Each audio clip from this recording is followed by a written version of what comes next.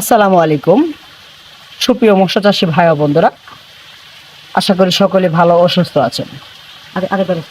আপনাদের সুস্থতা কামনা করে যে মাছটি দেখাচ্ছে এগুলো হলো দেশি ট্যাংরা মাছের পোনা।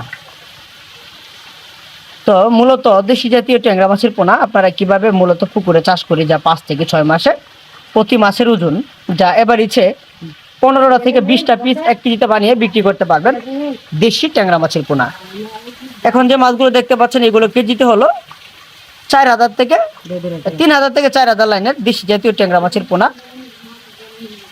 তো দেশি জাতীয় ট্যাংরা মাছের পোনা আপনারা অনেক চাষে আমাদেরকে প্রশ্ন করে দিয়ে দেশি জাতীয় ট্যাংরা মাছের পোনা আপনারা কীভাবে পুকুরে চাষ করতে হলে একক ও মিশ্রভাবে উভয়ভাবে মাছগুলো দেশি জাতীয় ট্যাংরা মাছ চাষ করা যায় পুকুরে।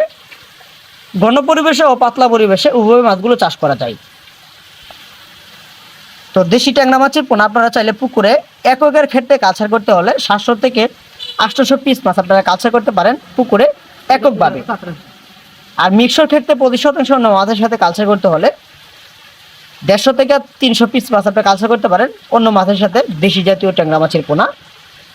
এগুলো দেখতে পাচ্ছেন নতুন বছরের নতুন দেশি ট্যাংরা মাছের পোনা, এক বেডিংয়ের দেশি ট্যাংরা মাছ। তো ট্যাংরা মাছের পোনা গুলশা, শিং, মাগুর, পাবদা, গুলশা সকল ধরনের মাছের ঋণু পোনা আপনারা আমাদের কাছ থেকে ক্রয় অথবা সংরক্ষণ করতে পারবেন। আমাদের এখান থেকে বাংলাদেশের বিভিন্ন স্থানে আমরা মাছের পোনাগুলো হোম ডেলিভারির মাধ্যমে বিক্রয় করে থাকি।